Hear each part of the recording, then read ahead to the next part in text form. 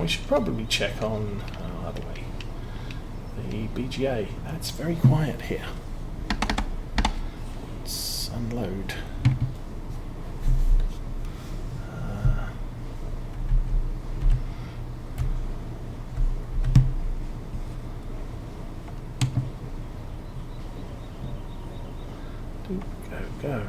Go.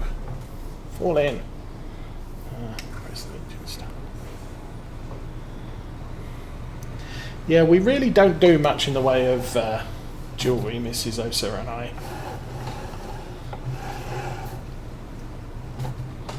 You know, I don't even have a wristwatch. Haven't had one since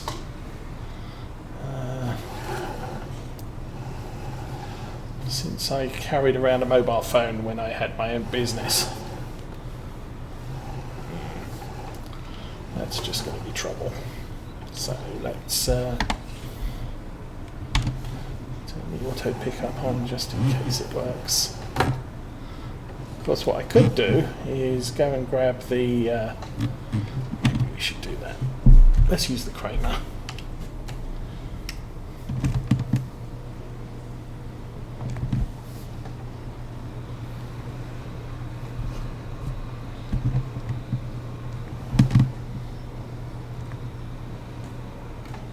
Oh, I got the auto load on.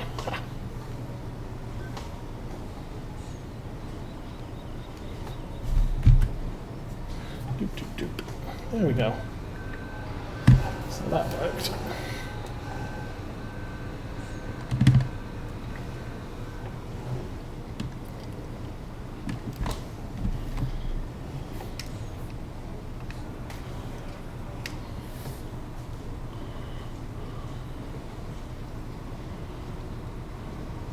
So anyway, yeah, and a lot of our stuff is actually already packed in boxes and either stacked in the garage or in what the room we call the office, which is about 400 square feet of space.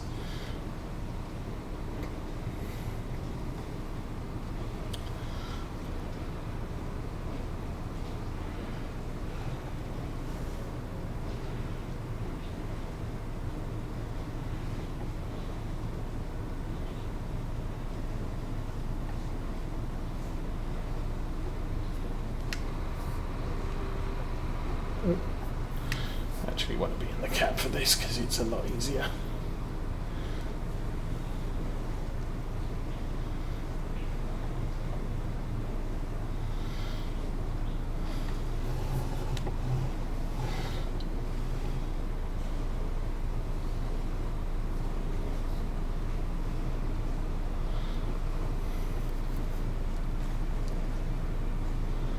So doing nice.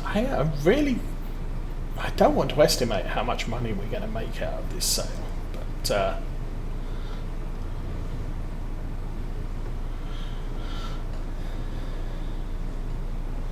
and the way I'm describing this close down is we're going to be sunsetting the farm, which basically means I'm putting it in mothballs. The farm state that it's in at the end of this session or soon after will be where I do a final save. If I ever want to come back to this farm in the future, I can do and pick up where I left off. But for purposes of this playthrough, we are done. And we're going to treat it like, game over, we sold the farm. And we're going to use the proceeds of this farm on the next one. But I'm not going to use all of the proceeds because it's kind of a lot. And I'd kind of like a little bit of a challenge for the next series.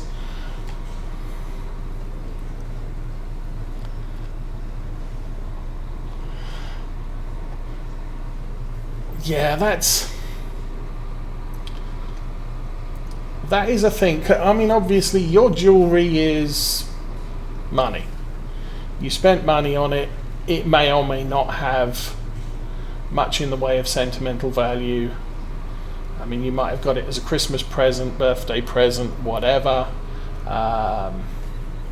Obviously, engagement rings and wedding rings tend to carry more sentimental value. Stuff that you got from a parent or a grandparent, it's not the money. It has absolutely nothing to do with the money. It has to do with the memories of that person. And so when those, when family heirlooms go missing, that can be emotional. Yeah, I understand that.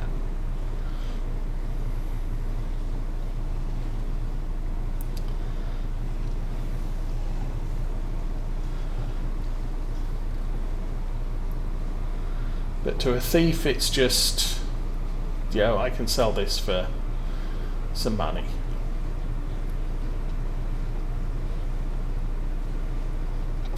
Okay.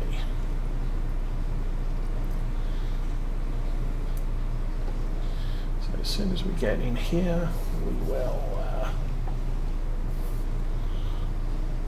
see if it's gone quiet.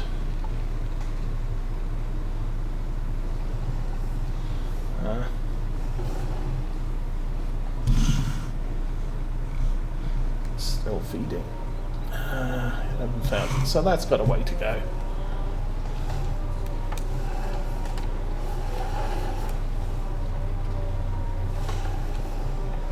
Get it a little straighter. Leave that there and jump back to here. Truck's loaded at last. Okay, where are we going this time?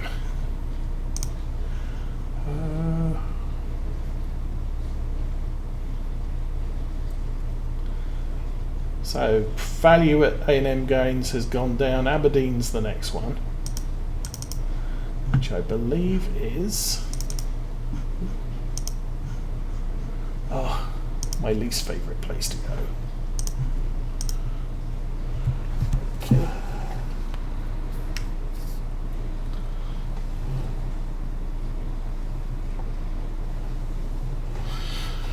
So, time to review some more of the mods we have using on the map. We are using, quite obviously, Seasons by Realismus modding. And much like 19, it is a complete redesign of many of the base game elements. Obviously, you have 4 seasons: spring, summer, fall, and winter. During spring, you're supposed to plant stuff. During summer, you're supposed to take care of it. And during fall, you're supposed to harvest it. And that's probably as simple as an explanation as you can get.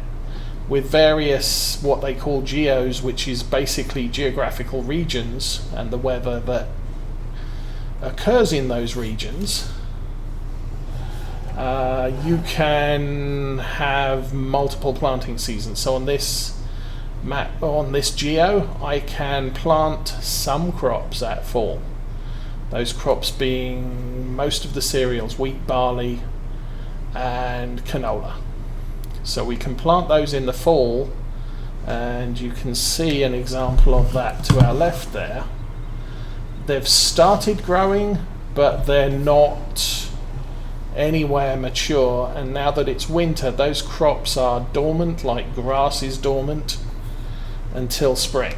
Now spring comes and they'll start sprouting and grow the seeds that we need off them. And planting them this early, or planting them in the fall, actually allows us to harvest them very late in the summer. Now, corn and soybeans and sunflowers, they can only be planted late spring, which means that you can only harvest them late fall. And so by doing a fall planting of our cereals and a spring planting of our warmer weather crops, it spreads the harvest out, so I'm not having to harvest everything all at once, which is what we had to do in the very first season, because obviously you spend early spring preparing all the fields with ploughing, cultivating, seeding, fertilizing, etc., which means most of your fields are going to be ready to harvest all at the same time.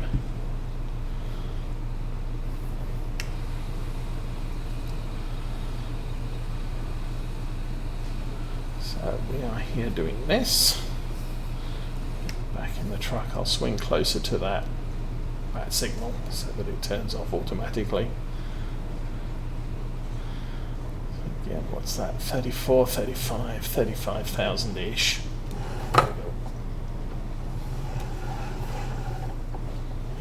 So that's not bad per load.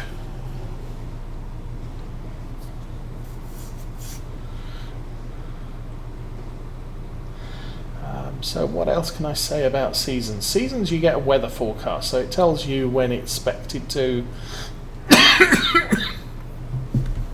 rain, snow, sun, cloud, whatever, and it gives you a measure of planning. Like, for example, tomorrow it's going to snow, so I have to be prepared that I don't know how much snow we're getting, but we're only getting 1 day of it. I don't know how long it's going to snow. It might not snow all day, in which case there's going to be a lot of snow on the ground and we might have to consider clearing some. Or it might snow a little bit so that there's a light covering on the ground and we can still move around fairly freely. With rain, as soon as the rain starts, the crop gets wet so that you can't harvest it. But when it stops raining, oh, excuse me.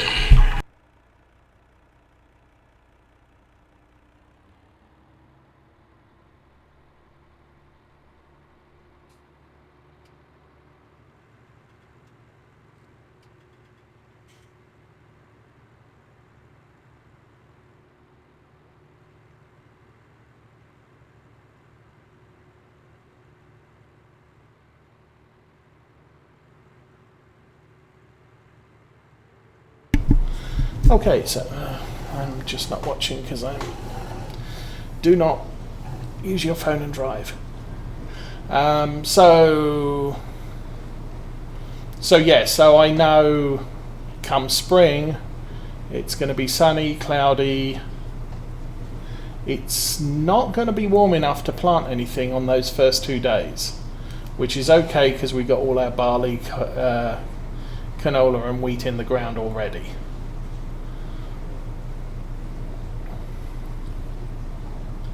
And the little icons next to the day indicates what season it is.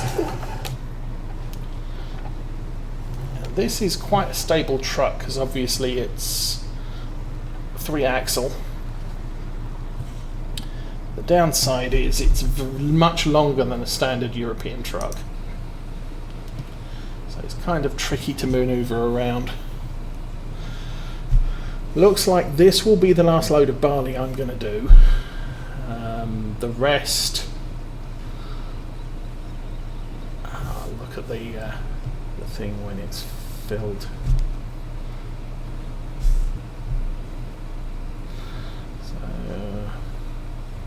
So anyway, phone call was Mrs. Osa is just finishing up her being out, so it's 11:30 now. She'll be home soon, and we are going to be viewing houses this afternoon from 2 o'clock. So, and also we have to do the final finishing touches of getting the house ready for the inspector this afternoon, or the inspection this afternoon. Where are we going? 571, 583, Highland Grains. That would be the other place. And I didn't look. We have 62,000 litres. Now, if I drained a full tipper of barley, that would leave us with 3,000, which is not enough to feed the pigs, which is why I'm not draining that.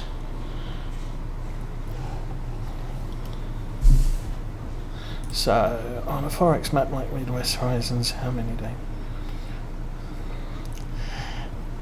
It really depends. I've got a 6-day season on this one, and I play with variable time rate. So if I want to speed up time, I'll speed up time, but most of the time I'm playing in real time, 1-to-1. And I still have challenges that fall because of all the rain that happens. On a big map, it's not how big the map is, it's how much work you have to do. And every year I'm buying 3 or 4 new fields now. That's adding to the workload that I have to do in the time available. Planting, fertilizing, I have more than enough time to do all of that. Harvesting is really tough on this map, but it's not yet impossible. I think maybe if I owned all the fields, I might start having big issues. Now, the solutions to that is buy extra equipment. So I have 2 harvesters, and then I'm going to be doing double duty hauling from each of them. But that's a possibility. You could play with 9-day seasons. 9-day seasons makes the game very, very slow. But you can do... I do not recommend 3-day seasons. 3-day seasons, regardless of how big your map is, you are at the mercy of the weather. You've got 3 days in fall, and if it rains 2 of them, that is 1 day that you have to do all of your stuff. If you play 6-day seasons and it rains on 4 of them, you've still got 2 days to do all of your stuff. So that's not an issue. If you go 9-day seasons and it rains on 6 of them, you've still got 3 days. Now, if you find that the way you're playing is not a challenge, you can speed up time. So earlier this year I did Farm Sim 19 seasons on the Old Stream farm, and for that I was playing 6-day seasons, but I was trying to stick to always time 5 time. So 1 game day was equal to about 2.5 real-time hours. I still had 6 days in spring to do everything that I needed to do, but I didn't have unlimited time in those 6 days because I was sticking to a 5 times speed. So 2.5 hours per game day to get stuff done. With the other series I'm running at the moment, Ungertsheim, I'm doing a 9-day season, but again I'm sticking to 5 times, but if I want to go faster I can. And I am going to go, I am doing a lot of time speed up for Ungertsheim because I've got small equipment, I've got 3 fields, so it's not a big strain on what I need to get done. But it can get, I think, a little bit repetitive, because at the moment the only thing anyone's got to do is fertilizing. So I'm fertilizing 5 fields and then I'm done. And so if I speed up time, we're going to get to fall a little bit faster. On this map I'm still running 1 harvester, but it's a big Lexian 770. So it's even the size of these fields. The fields on this map are probably, I would say, a reasonable size. I just have a lot of them. There are some big fields on this map that do take a long time to work. The 5 fields, these 5 fields here, these 3 are huge, and they needed ploughing. I think I ploughed most of them. I ploughed 2 of them. It took 3 hours to plough this field and this field, so that's a lot of real time 3 hours to do that work as a contract. Now, the advantage of when they're my fields, I can grab a tractor, I can put a plough on the back of it and say, get to it, and leave the worker to plough the field, and it's going to take that worker 3 hours to plough the field, and then I'm going to go back, probably spend 20 minutes tidying up the edges, because as I said, the fields aren't square. So it's not so much the harvest that takes a long time, it's haulage from a harvester and the ploughing, cultivating, seeding, that type of thing. But you have to remember, as I said, I'm using a large class Lexion with a 12 meter head. 12 meter? 1205. Yeah, 12. Excuse me, I'll just look that up.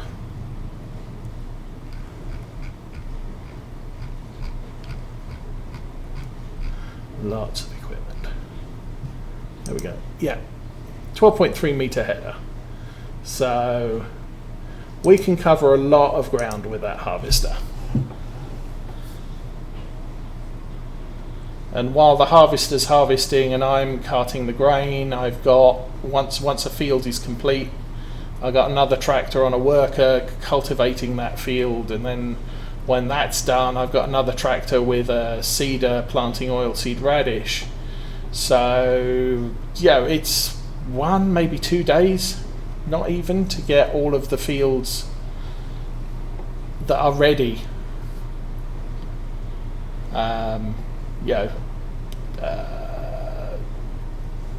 harvested and prepared for the next year.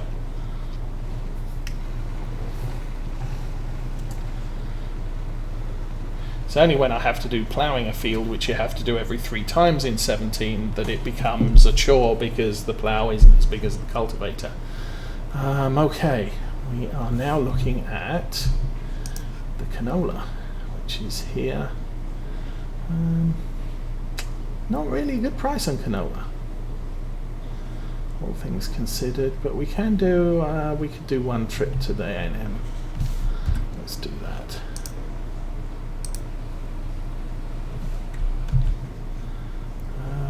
So yeah, this is the best day for canola. Barley is very good, but unfortunately not significant. And you can see here, yeah, that's 309, 411, 514. When we go to wheat, 443, where it was 411, whatever. 411. So 30 bucks more valuable for wheat.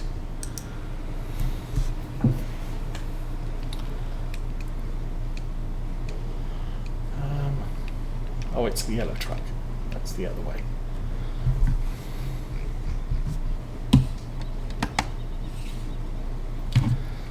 Get that ready to unload.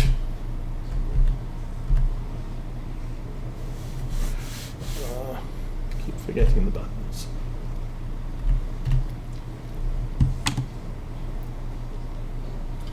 Fall in. Go, go, go. Really? How does that even happen?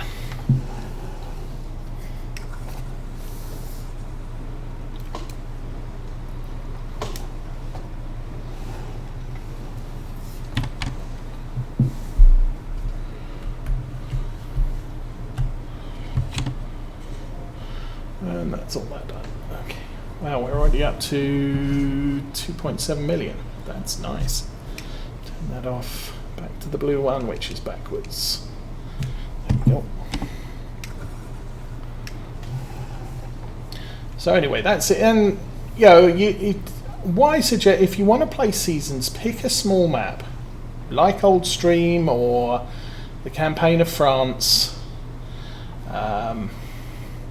Some of the Polish maps are very small. Now, the problem with small maps is you're not going to make money very quickly. But if you want to learn how to play seasons, that's not the point. The point is just pick some small equipment, couple of fields, and get used to what seasons involves, and when you have to do stuff and how you have to do it. And once you're happy with how seasons changes the game, and you get an idea of, maybe play a couple of games and do a 3-day season, a 6-day season, a 9-day season. Just explore the options.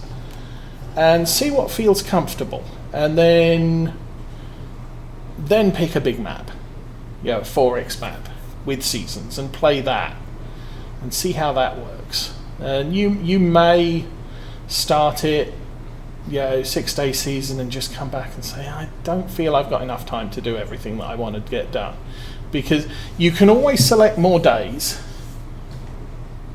and play in real time, and then say, you know what, I've got everything done, this is just silly, play at 5 times speed, play at 15 times speed, get a speed multiplier mod that allows you to select 10 times speed instead of being stuck with 5, 15 and 30. There's all sorts of things you can do to make it make it fit and make it a bit more of a challenge.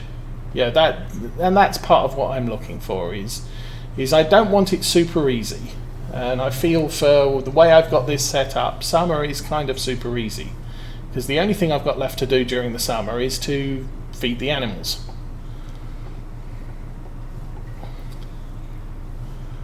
So anyway, that probably covers seasons. Everybody, most of the streamers have at least one seasons playthrough. I like seasons. I will prefer to play with seasons than not. So you'll probably find most of my playthroughs, except those with Mrs. Osa, will be seasons playthroughs. What's my next thing? Next, GPS mod by Upside Down. That's this thing that puts the track on the ground. You can mess with the width, which means when you get to the end of the row it will turn around and come back the other way. There's an auto button that allows you to set it to the width of your equipment, and I don't have any equipment attached here. You can track it left and right in order to line up to the edge of the field. You can rotate it left and right so that you can line it up on the edge of a field that isn't pure 90 degrees, and you can flip it 90 degrees. There's an offset, so if you're ploughing you might do that, so the plough is running between this point and this point, but the tractor's driving down this line because the plough overhangs only slightly on that side and trails a long way on this side. You hit that button to turn on GPS and off you go. So GPS very handy for situations where you want to read chat text while you're driving up and down a field doing nothing.